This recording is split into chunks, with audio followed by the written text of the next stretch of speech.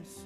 Never worry about the price of gas. I've been wheeling and dealing and sitting there reeling them in. Hunting, fishing, loving every day. That's the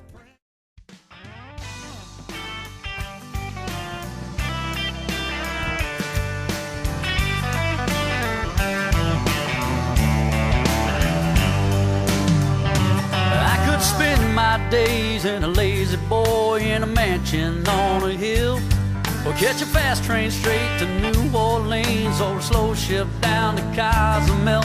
I could waste away my spare time watching football with my friends, but I'd rather get my rod and reel and go fishing when I can. I wanna go fishing, 'cause it takes my stress away. I wanna go fishing, try and cast my blues away. I wanna go fishing, I don't want to watch the clock. I wanna go fishing, I don't ever wanna stop.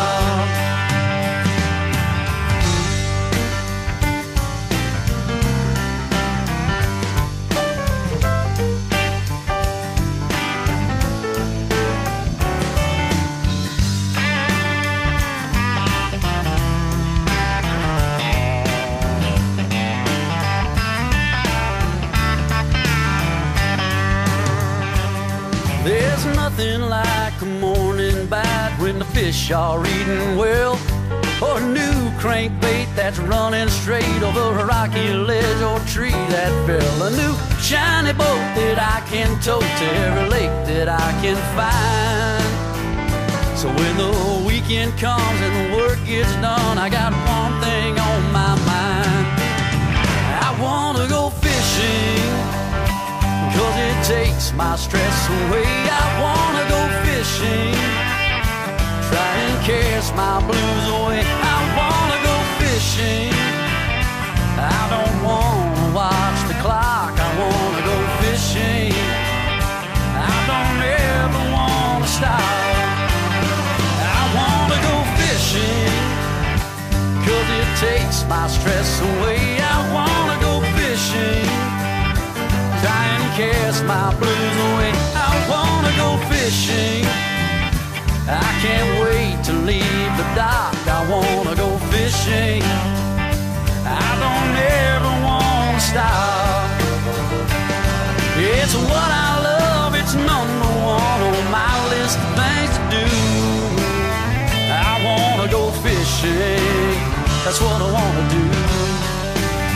Yeah, I wanna go fishing, that's what I wanna do.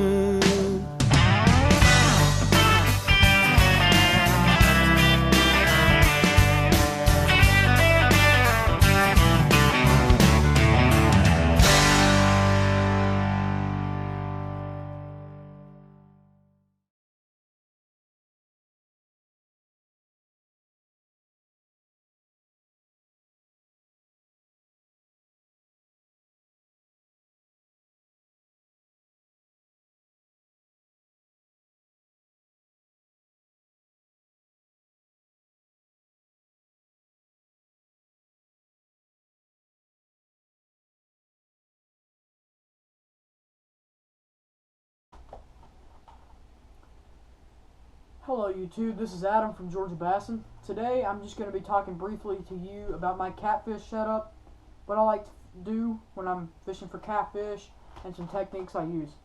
So first off, let me show you the rod and reel I'm using. I'm using the, I don't know how well you can see this rod. It's the Cat Hunter Pro DX rod and reel camo combo. What I have on it is 20-pound spider wire braid, moss green color. You can see it's a very well built rod. It's an 8-foot pole. I can't show you the whole pole. You can see the logo right there. And it's a really, really nice pole. It's a 2-piece rod, so if you want to carry it in the bed of your truck or the back of your SUV, you can. Just take it apart. It's simple, and it's a great strong rod and reel. This thing will reel in anything above 15 pounds, or below 15 pounds and under, which is the biggest catfish I'm going to be catching around here in Georgia. So that's that. that's my rod and reel. In the footage you saw, I was using the Zebco 33 to reel in that catfish. That was because I'd been fishing 3 hours and nobody was catching anything at that little public lake. And I put this rod up, took it apart, and put it in the truck because I said I'm done. And then my cousin went back out there and started fishing, and she kept on wanting me to come back out there, come back out there, come back out there. And my parents were like, oh, there's a Zebco 33 sitting there. So I just threw in with her, and I happened to get a hit. I was using a hot dog, but that's very rare. So let me go ahead and show you my setup and the baits I use for catfish fishing. So right here, I've got my Eagle Claw Catfish Tackle Kit. I'll go ahead and open it up.